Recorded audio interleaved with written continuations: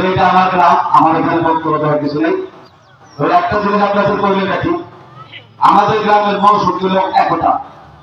একতা আছে বলেই আজকে আমরা সারা সিঙ্গারের বিএনপির পার্টি হিসেবে গোবিন্দর নামে পরিচিত।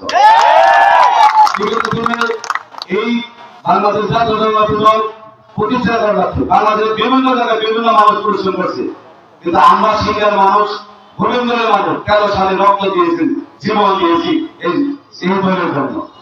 আমরা আপনাদের কাছে অনুরোধ করি, আপনারা সবসময় একতা থাকবেন। একতাই আমাদের শক্তি। আমাদের গোবিন্দর গ্রামের লক্ষ্য অর্জন হইলে, আপনাদের সহযোগিতা পাইলে আমি আপনাদের সেই লক্ষ্য অর্জন করে দেবো ইনশাল্লাহ।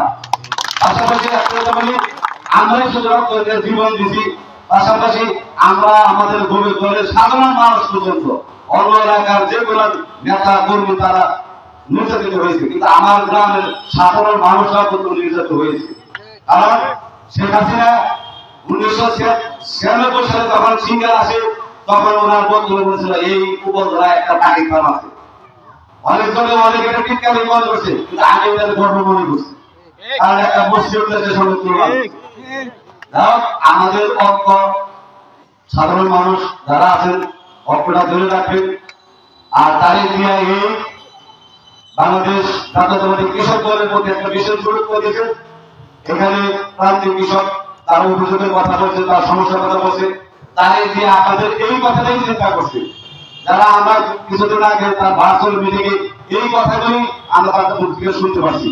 তবে আমাদের যারা নেতৃত্ব অনুরোধ, আমাদের দল যখন বাংলাদেশ সে ক্ষমতা আসবে, রাষ্ট্রের দায়িত্ব পাবে, আমরা চাই কৃষকদের যে কোনো পণ্য, মানে যে কোনো পণ্য ন্যায্য মূল্যে তারা টাকা পাইতে পারে। যে কোনো মূল্য, আমাদের এখানে অনেক সবজি হয়, অনেক তিন মৌসুমী ফসল হয়, আমরা বলে কৃষকরা বলে অর্থনীতি বোঝা হয়, যারা কৃষক শুরু বলেছে। তবে আপনাদের কাছে আমার আপনারা আমরা মানে পরিচালনা করুন, আমরা যখন সরষের দাম খুব বেশি হয়ে যায়, এই জন্য যদি 5 জন সরষে বলি, যেমন আগামী বছর 20 জন সরষে বলি, এটা আমাদের আসলে ভুল সিদ্ধান্ত। তাই আমাদের নেতা জনাব তারেক রহমান তার নেতৃত্বে দেখবেন আমাদের প্রয়োজন, আমার এই এলাকার কি প্রয়োজন, আমাদের শুধু ধান প্রয়োজন না, যা শস্য প্রয়োজন, আমাদের সাংসারিক জীবনে যা প্রয়োজন আমাদের এই এলাকা থেকে উৎপন্ন করার ব্যবস্থা করবে। এবং আমরা চাই আমাদের এই কৃষকরা যাদের প্রাপ্যের জন্য হিসাবটা পায়, এই জন্য সিঙ্গার উপজেলায় তাদের একটা মানে পুরস্কারের ব্যবস্থা করে দেবে। দেখ আমরা অনেক আমাদের আজকে সভাপতির রাত বাড়িতে বেড়াতে শেষ করবো।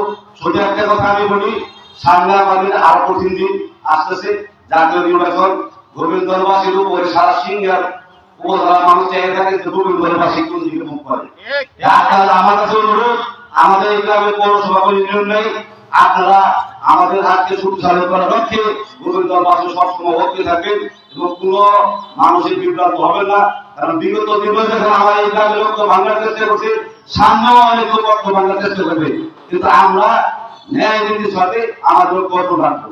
ধন্যবাদ সকলকে, ধন্যবাদ পানি যারা সর্বস্তকে। বাংলাদেশ জিন্দাবাদ।